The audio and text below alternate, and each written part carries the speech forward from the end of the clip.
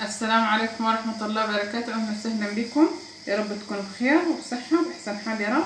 النهاردة كده هنعمل غدا كده سريع جدا. هنعمل كده فراخ بلدي محشية رز بالقرفة بطريقة كده بسيطة وسهلة إنما جميلة جدا، وهتعجبكم إن شاء الله طريقة الفراخ البلدي اللي محشية رز بالقرفة.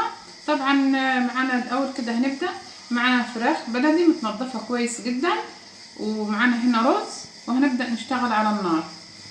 طبعا كده هنبدأ نجهز الرز. طبعا كده معانا حلة فيها معلقتين سمنة. الأول كده هننزل فص مستكة عشان يدينا كده ريحة جميلة للحشو بتاع الفراخ بتاعتنا كده يسيح. طبعا الرز بتاعنا نضيف كده ومغسول. بسم الله الرحمن الرحيم. هننزله، هنقلبه كده الأول، هنقلبه كده مع المستكة عشان ياخد كده ريحة المستكة الجميلة، ياخد كده تقليبة. طبعا كده دينا بنقلب في الرز، اديناه كده تقليبه حلوه. هننزل كده القرفه بتاعتنا، يعني حوالي كده نص المعلقه الصغيره، ونقلبه كده برضو عشان الريحه. طبعا كده ريحه القرفه مع الرز مع المستكه طالعه كده حاجه جميله جدا. طبعا كده معانا ميه سخنه بتغلي. بسم الله الرحمن الرحيم. طبعا كده بننزل الملح بتاعنا. طبعا كده احنا مش هنسوي الرز سوا كامل، كده ربع سوا عشان هنكمل باقي سوا في الفراخ. طبعا كده خلاص الرز كده بتاع الحشو بتاعنا خد كده ربع سوا. طبعا كده هنطفي من تحت النار وهنبدأ نحشي. طبعا كده الفراخ كده البلدي الجميلة بتاعتنا زي ما قلت متنضفة كويس. طبعا كده بسم الله الرحمن الرحيم هنبدأ نحشي.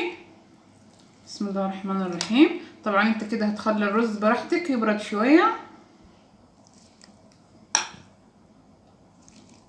نحشي كده لجوه. طبعا كده تزق كده الحشو بايديك لجوه. طبعا كده عشان تحشيها كلها كده كويس. طبعا مش هنبالغ في الحشو عشان الرز كده ما استواش كويس، عشان ايه ما ينفش والفراخ كده تفرقع منك في السلق. طبعا كده كويس.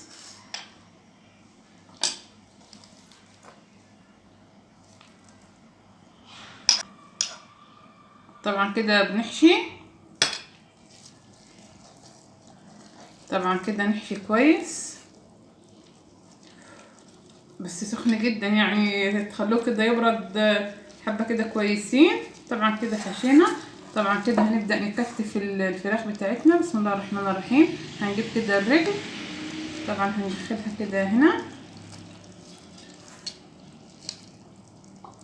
تكتيفة كده حلوة. طبعا ودي كده هندخلها كده هنا.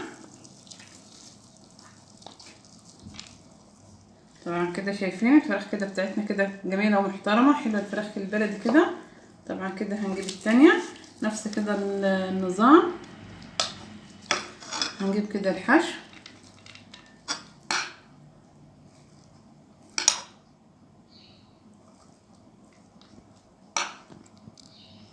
طبعا كده وزي الاول نزق كده الحشو بايدينا اللي جوه عشان نعمل لها كده حصلة.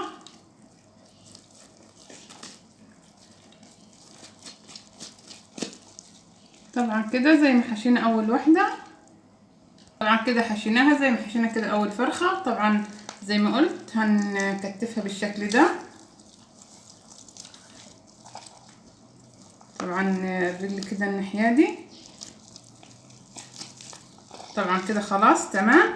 كده هناخد الفراخ وهنبدأ كده ننزلها في المية عشان تتسلق، ونشوف ايه هنضيف ايه كده في مية السلق عشان كده الفراخ بتاعتنا تبقى كده ريحتها جميلة.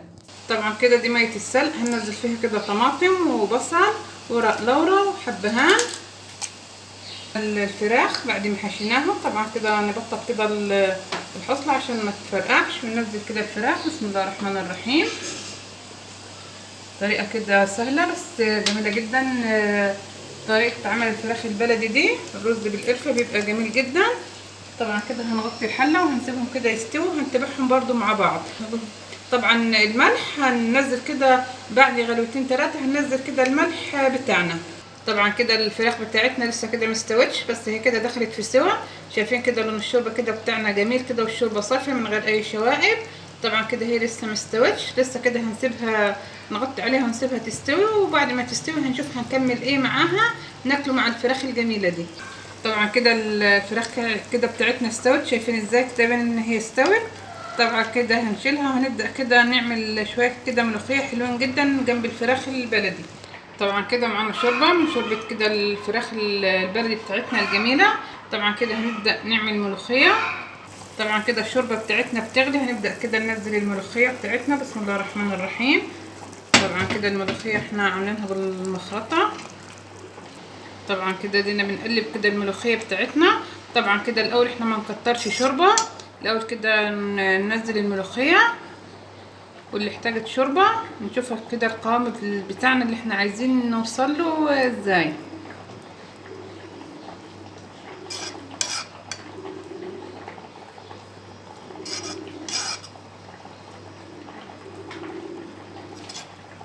طبعا كده القوام ده بتاعنا كده كويس، يا دوبك كده غليتين، وهنطفي من تحتها النار.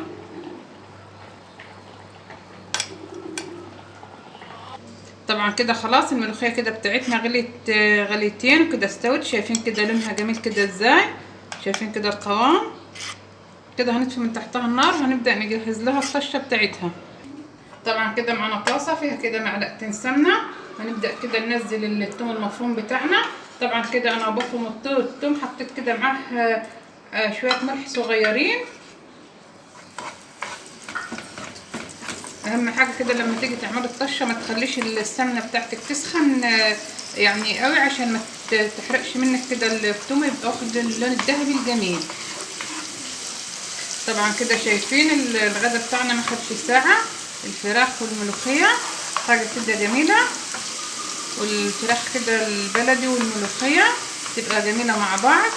وجربوا حشوه الرز بالمستكه والقرفه، هيبقى جميل جدا وليه طعم مميز.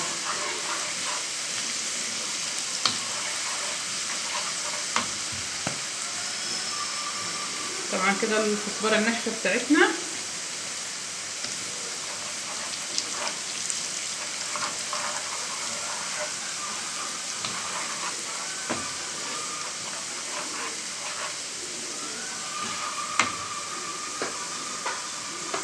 طبعا كده الطشه بتاعتنا خدت كده اللون الجميل ده كده الذهبي اللي انتوا شايفينه.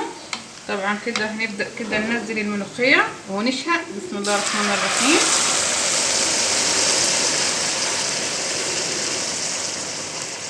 طبعا كده شايفين لون الملوخيه كده الجميل مع الطشه، شايفين كده ازاي والقوام واللون. طبعا كده هنبدا نحمر الفراخ بتاعتنا. طبعا كده معانا السمنه اللي احنا هنحمر فيها الفراخ بتاعتنا. بسم الله الرحمن الرحيم. نبدا كده ننزل الفراخ ونسيبها كده تتحمر تحميره حلوه، ونقلبها كده على كل جنب ونشوفها كده بعد ما تتحمر. طبعا كده الفراخ بتاعتنا اتحمرت واخد تمام، خدت كده اللون الذهبي الجميل ده. كده هنبدا نشيلها. طبعا كده خلاص شايفين كده الاكل بتاعنا جاهز. الملوخيه كده بسم الله ما شاء الله، لون كده وريحه يعني وطعم. شايفين كده اللمعه بتاعتها واللون كده جميل ازاي. طبعا كده الفراخ بتاعتنا اتحمرت واستوت. عملنا الفراخ والملوخيه في ساعه كده. هي طبعا كده الفراخ البلدي ما اكتر حاجه كده تاكليها معاها الملوخيه. طبعا كده هنشوف السوا. بسم الله الرحمن الرحيم. بس هي سخنه جدا. شايفين كده السوا، شايفين ازاي، والقرفه كده عامله لون وريحه كده للرز. شايفين الرز كده مفلفل وجميل ازاي، والقرفه كده عامله له لون وريحه، حاجه كده جميله جدا. جربوه ان شاء الله هيعجبكم. سهل كده وسريع، ما خدش مننا اي وقت. والسلام عليكم ورحمه الله وبركاته.